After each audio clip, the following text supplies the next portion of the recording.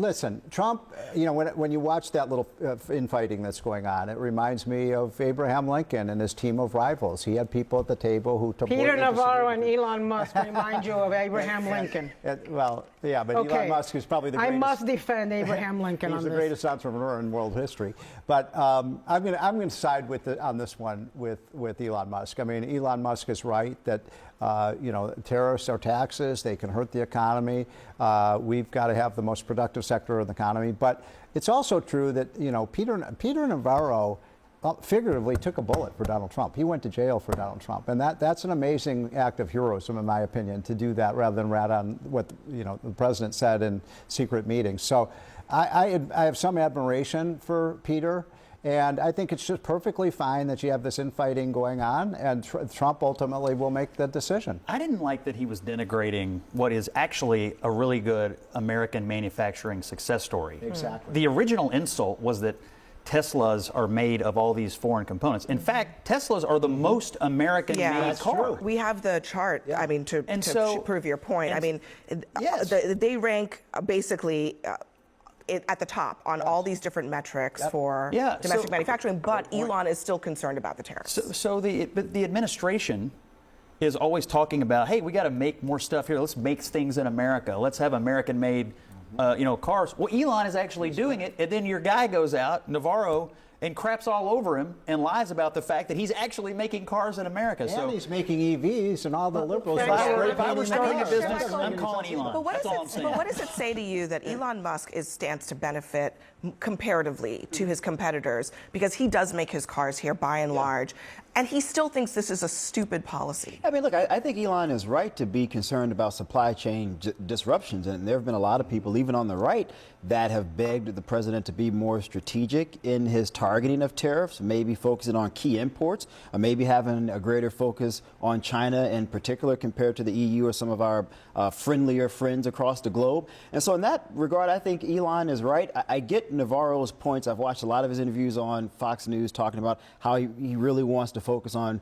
taking care of blue-collar workers. I don't think you're going to find anybody who would disagree with that. But I do think we have to be careful with how long this pain lasts, because something you said, Anna, we certainly don't want 8 months, 9 months down the line. We're already in a fragile economic condition. What would that toll be on working class people? Probably not great. So I would probably side on the behest of Elon Musk if I were President Trump. Okay, so Peter Navarro was loyal to Donald Trump. Okay, then send him as an ambassador to Lesotho, maybe to the herd at McDonald Islands to go be with the penguins. That would be a great place for him to go. Look, I think the only person that can get away with this kind of infighting, public infighting like this, is Elon Musk. I can't imagine Donald Trump and the White House being okay with Pete Hegseth and Marco Rubio lobbying insults the way that these two have been doing all day. And it contributes to the lack of consumer confidence. It contributes to the confusion. It contributes to the conflicting messaging. But at the end of the day, Peter Navarro is espousing the positions that Donald Trump holds. Donald Trump has been talking about tariffs for 30 plus years. And so in a way, it's almost Elon Musk insulting Peter Navarro, because he can't insult. That's a very good point. Dumber than a bag of bricks. The other person, Sheila, and then apologize to the bricks, who is getting caught in some of the crosshairs here is Howard Lutnick. He's been out everywhere, also defending the president. But according to the reporting in Politico, it's an exasperation compounded by recent television appearances. This is what's happening in the White House. They say that that suggests a lack of understanding even of the basics of how tariffs and the economy work. He's also made multiple points that have gotten in front of the president on announcements, contradicting his messaging. So Lutnick is now also at the center of this tension. I think these little schoolyard fights give us insight into why the Trump administration, and particularly this tariff rollout, has been so dysfunctional, because he has these very different factions advising him, and they're completely at odds with one another. You have Elon Musk and the techno-capitalists who have this,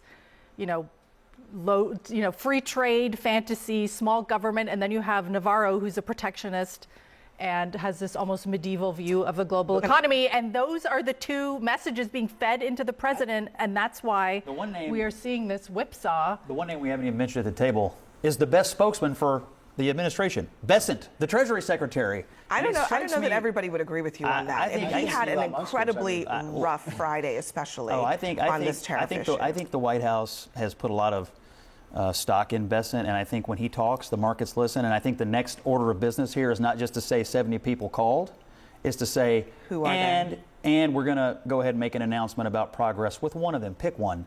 But I The think that's what Penguins. He should make a- he should everybody make a- is. Yeah, I mean, He should Scott negotiate with the Bessent's job Penguins. would be a lot easier if he wasn't then contradicted several hours later stating by factor. the He's White stating House. Like, I mean, the White House literally went out and contradicted him like 6 hours after he spoke. Everybody's nervous about the stock market right now, and I just want to say one positive thing on the way out. When Donald Trump was president for 4 years, we had a booming stock market. The Nasdaq was up 150%. The S&P 500 was up 75%, and the Dow was up 60%. What I'm saying is, this guy knows what he's doing. He knows financial markets. It is going to come back. He had a very better than ever different before. team around him. Well, that's true. Term That's one. He true. had a very, But he very did it once. different- He'll do it again.